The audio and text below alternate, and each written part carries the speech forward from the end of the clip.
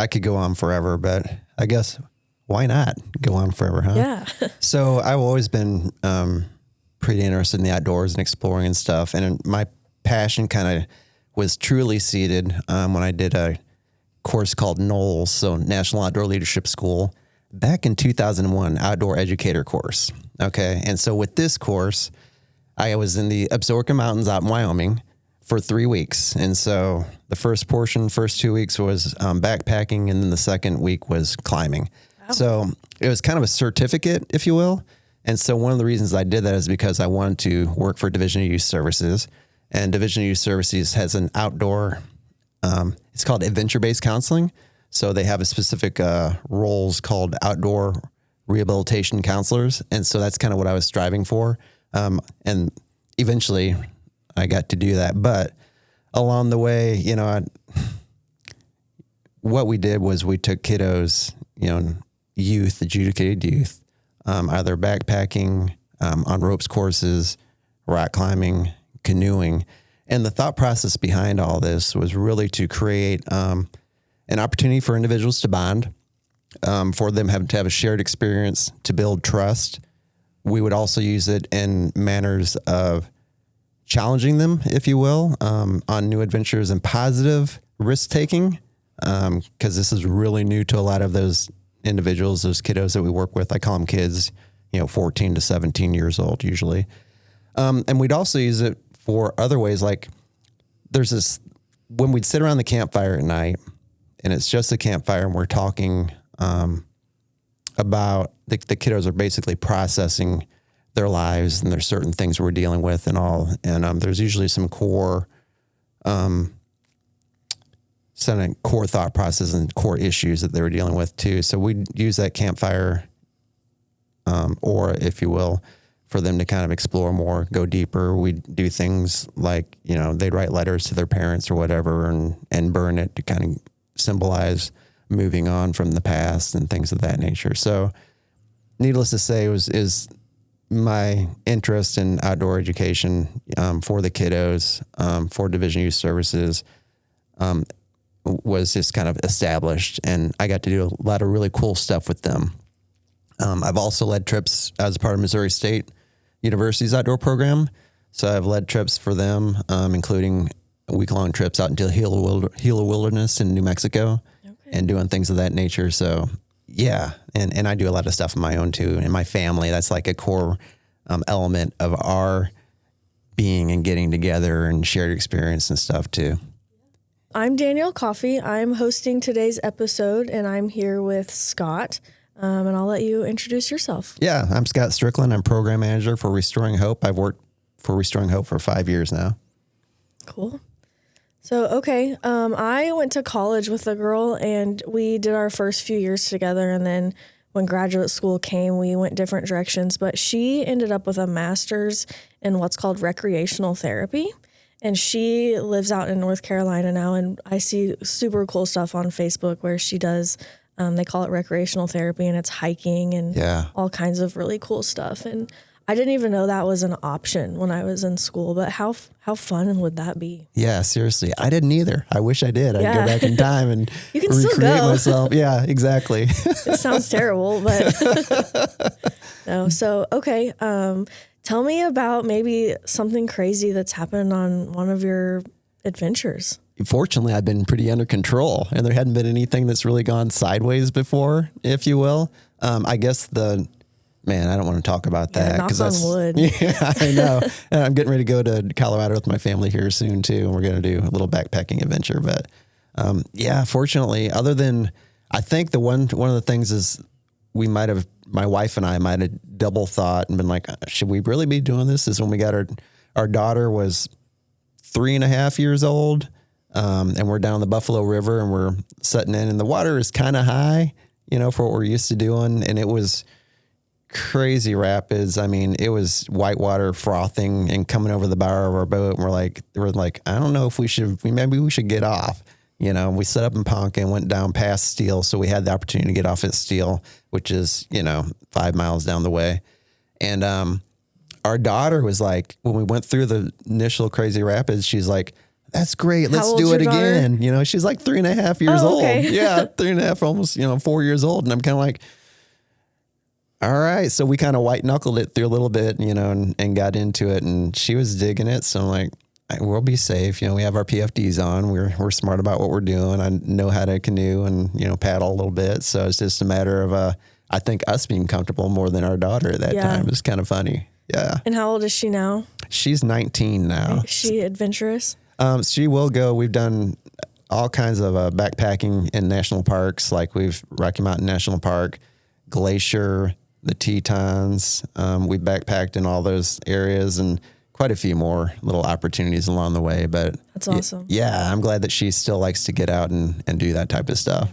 So you've done, I know, at least one hike with Excel. And I think that with the group that we have, the individuals we serve, we're considering their mobility needs and all of that stuff. And I think one thing you've done a really great job of is considering that mobility level and the level of support that they need, and being able to include some of our clients who don't have the greatest mobility, and they're able to participate in those things. So that's a really neat aspect. How do you go about finding what location you're going to choose for an adventure? Is that what you call them?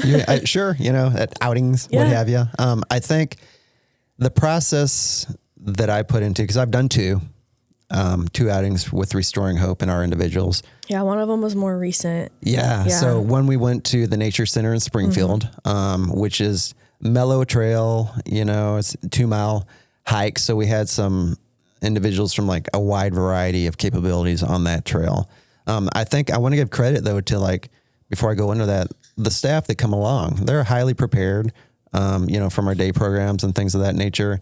They got meds squared away. We're double checking. We got snacks just in case we need them. We have, quite enough water, and we're ready to go. And what we did with the outing at the Nature Center is that we also did a little thing where I just kind of made a list of seek and find type of things. So, a purple flower or a bluebird, things like that. So we just chilled out and took a nice little walk. Fortunately, it's pretty cool on that day. And, the individuals we're working with, they're checking stuff out. It was really cool to see people looking into the woods, looking for different things, recognizing flowers, seeing that color, whatever it is, and that being the conversation. Having heads up and talking to each other. These are the things I think that are really cool to strive for. And then there's still a little challenging, if you will, section of rocks and stuff like that. And we got back, and it was a celebration. It was a celebration of being together, of being out, of the cool things that people found. Is also a celebration of, that was challenging for some people. And so man, what a great day. They're enthused that they were able to take on that challenge, to complete it. Everybody was healthy.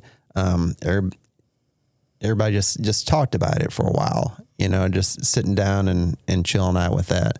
And then the second hike we did was a little more challenging. Went to Busick Park, and I always walk the trails first, and that one I had to double check the trail, and I forgot, and actually had my mileage on. I was like, oh wow, that's a 5-mile trail, and there's some pretty steep stuff on that. So I kind of catered it a little bit differently to where more of an out and back, so everybody could do it. And we went to this overlook and to take in, the visual and stuff like that. One of the things I did though differently is on the Busick outing is that we had some individuals who were pretty athletic, pretty capable, and we wanted to make sure that was happening. So my thought process is being able to set things up. So I'm setting the stage about, hey, you guys are chosen, not just because of being able to do this hike, but also because, you listen well, you're leaders, you're this, and just kind of identifying traits that a lot of people share. And it was kind of cool because when we went along the hike, individuals are holding themselves accountable. They're recognizing that they're expecting more, out of themselves by kind of just setting that stage and setting that plate. I think that there's just when you step into an environment that's different and you want to make sure that people are having a good experience and that everybody's safe, that's a key component, is that everybody's bought in, and everybody was. And once again, the staff was really prepared. They had lunch for when we got back. They had plenty of water, so, and they helped out along the way too. And we did get to one point where it's like, it was getting kind of hot. There were a couple of individuals who I gave the option of, hey, who wants to come along a little bit further and who wants to chill out here?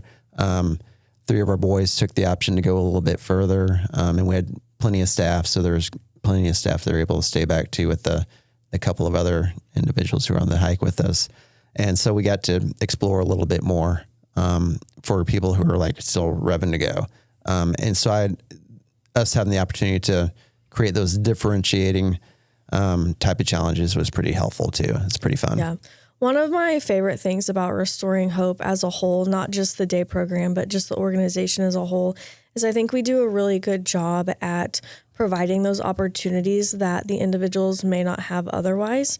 And so for you or I or a lot of our listeners, we know what hobbies we like, whether that's reading or hiking or whatever it may be, because we've had the opportunities to explore those, and we have the freedom to explore those, whereas our individuals may not have that. And so if we're able to provide that for them, I think that that's really great. And I think we do a great job of that.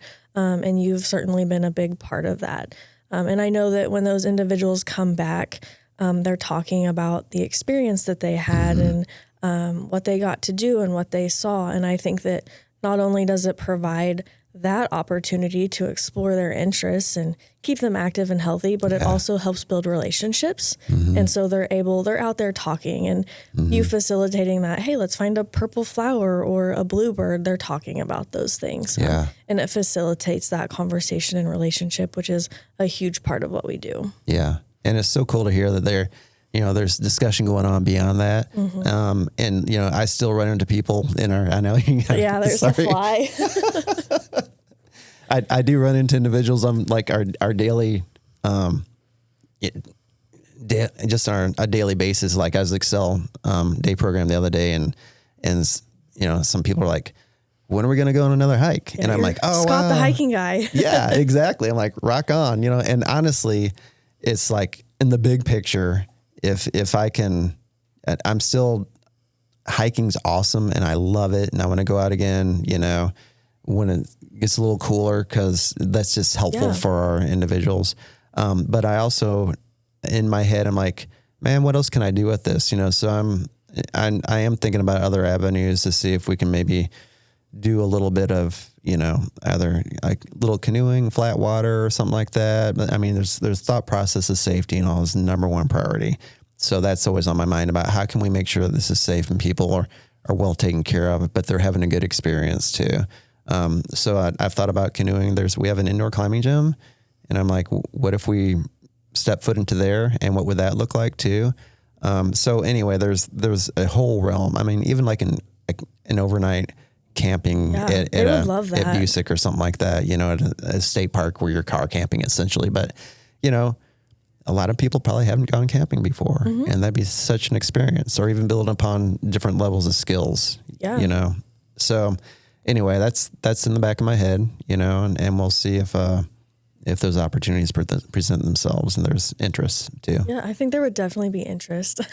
And I know our staff love it as well. It's just something different than what we do every day. And each day is different, but we're not necessarily out in nature every day. And I think that that's refreshing for a lot of our staff to be able to be a part of that as well. Yeah, I'm super glad to hear that too. I know. And I do want to, what makes it easy for me is staff at the day programs are so capable, and they know our individuals so well that all I have to do is show up and kind of touch base with everybody and make sure everybody understands, the expectations, if you will.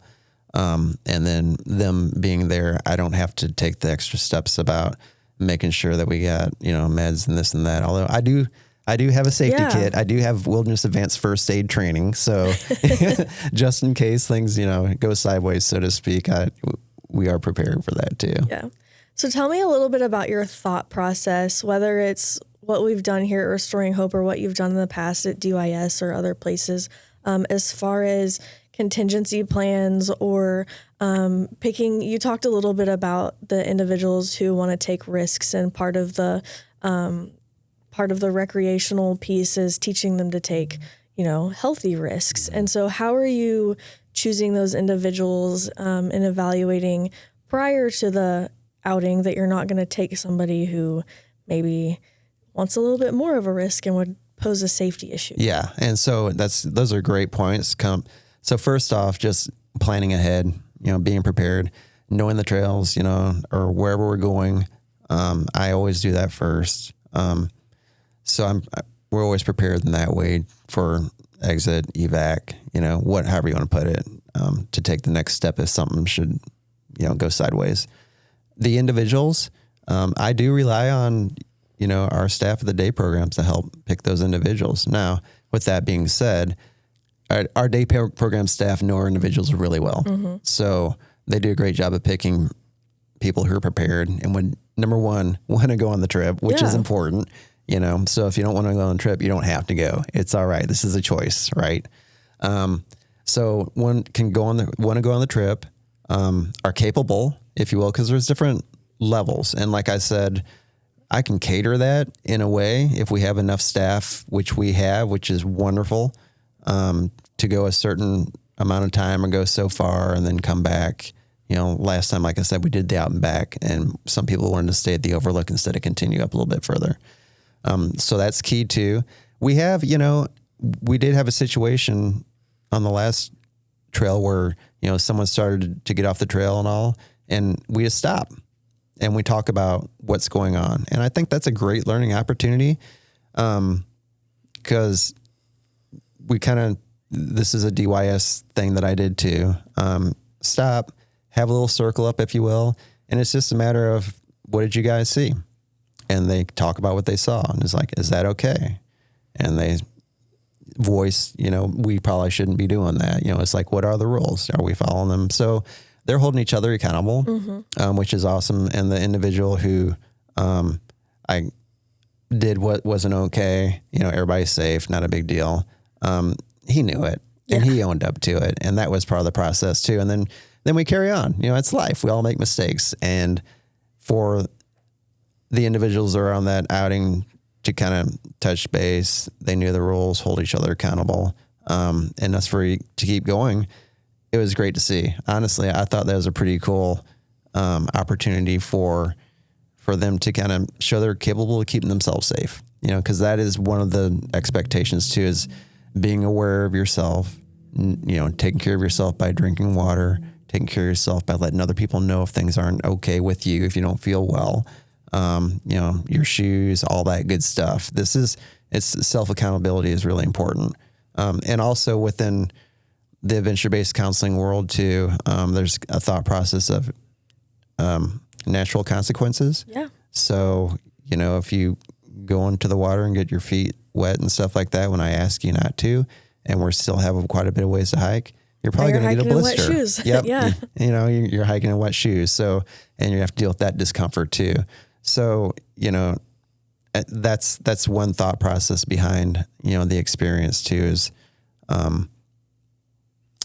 you kind of create your own experience. There's someone to lead you and guide you, like in real world, but should you choose to step outside of those directions, if you will, there are consequences to them. And sometimes it's not great. Yeah. You talked about, individuals who wanted to take risks beyond what is okay. And I guess that was my way of addressing it, saying, hey, if you're doing this or that, let's stop and talk about what's going on, because everybody sees it. Yeah. And how frustrating for the rest of the group to have to sit through that lecture when they're kind of holding the whole group back. So I'm sure they're able to hold each other accountable a little bit through that and learn that skill as well, which is awesome. Definitely. And I just wanted, while you're saying that I'm thinking about too, when we get together, it's not the same day program. It's like all the day programs coming together. So you have a mix of different people who might not have met before or might have known each other from different outings or different Restoring Hope events and stuff. Yeah. And it's cool to see them when they see each other too. They're like, oh, wow, we're back and hanging out together again, you know? Yeah, that's awesome. Yeah. Ha Tonka. I know our Buffalo program and our Warsaw program, they've spent some time at Ha Tonka. Yeah. I'm sure you've been. Yes. Everybody loves Ha Tonka, but what a great place as far as there's different levels of trails, and you could even divvy the group up, and half of them could go one area and half of them could go the other area if you had multiple guides. Yeah. But they love Ha Tonka. Ha Tonka is a great opportunity. Like you said, there's a paved path and stuff going around the castle and stuff like that. With all the stairs. Yes. I love that one, but it's exhausting. It is a super nice one though too. Yeah. Once you get down, you got to get back up out of that too. There's also, I think it's I think there might be a 5 and a 6 mile loop that has a backpacking, camp on that too. And I used to take the DYS kids on that loop. That's a pretty challenging one. But it's beautiful open area. That's like, if you stop and take it in, it's like almost a prairie type of deal going down to the creek. That's like, we don't see a whole lot in Missouri sometimes. So it's super cool to find places like that. Yeah. So what is your favorite hike or adventure that you have guided? That I've guided? Well, I think that for me personally, like the Missouri State University outing to New Mexico in the Gila Wilderness was super cool. I'd never been there before. So that was fantastic. So you get to go guide something in a place you've never been to? Yep. Okay. You're doing mapping compass, and you set up the itinerary and stuff. And on that outing there were 2 guides, if you will, and 10, I wanted to call them kiddos, college kids. Yeah. They're still kids to me. Yeah. But we did that one out there, and that was super cool. I think Missouri too, it's like, we have the Piney Creek Wilderness, which is beautiful and spectacular, and I hadn't found it until I went on it with the Division U Services trip also. And I always enjoy the Current River and the North Fork too, that beautiful. I know pretty well now. So, yeah. Growing up, just in the Hickory County, Dallas County area, NRO or Bennett Springs was what we always had. Yeah. So which is still beautiful, but when I got to, I think it was actually, we did a team building float trip one time down the North Fork. It's so gorgeous. Yes. Yeah. I planned that one. Yeah. From Sunburst Ranch, going down that lower section where you got to get on the raft and stuff like that. And they had the nice little floaties out the huge rocks and stuff like that in the way. So a lot of fun. Super cool. I love stuff like that. Heck yeah. For staff even too, to have an experience like that.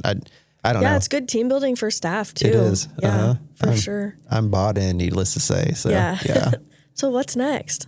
In terms of, what are you leading next? Next, our family is going out to Collegiate Peaks, and then I'm going to be doing my own personal trip to the Wind River Range, hopefully in September.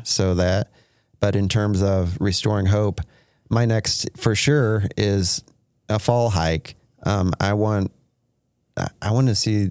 To me, the splendor of fall in the Ozarks cannot be matched. Ha Tonka, so Seriously. Beautiful in the fall. Yeah, certainly. Yeah. Ha Tonka, Busick, anywhere we go. Have you been to, it's in Lampe. Oh, Dogwood Canyon. Yeah. Yeah, I did a 50K trail race. Okay. Through there a few times. Also beautiful in the fall. It's splendid. And fairly accessible. Yeah. Totally. And that's a great idea too. If we make that trip down there, that'd be so cool. Because it does have the paved area, and then there's plenty of other trails that go off trail. I'm just that time. The trail race in Lampe is in October. So that's why part of the appeal too, for sure. But I just think that the smell of the leaves, the reds and the yellows that start popping out, it's just something you just don't see everywhere. And we're so lucky to experience it every year, for sure. Yeah. Yeah. That's true. You don't think about the things that we take for granted. Yeah. Honestly, in our rivers, not everywhere has rivers like we do that are so accessible. And caves. That we can have get lots onto. of good caves. Yeah. It's pretty well. I haven't taken spelunking would be a whole nother world. I've done it before with Division U Services. Maybe the one in Bolivar where they ride through it. There you go. Fantastic caverns. We can start there. Right. Yeah, definitely. I can go on about that. There's all kinds of stuff we can do. Yeah. Honestly. Yeah. But I think that, is we plan ahead and just make sure that everybody's aware of the opportunities that, like you said, if we can cater to, even if we do a Dogwood Canyon thing where like we have people who are able to get on that aren't that mobile to get on the pay path, and then have another section go up and we meet back, you know, at a certain time and have lunch. And talk about the experience. And that's something, we have individuals in wheelchairs.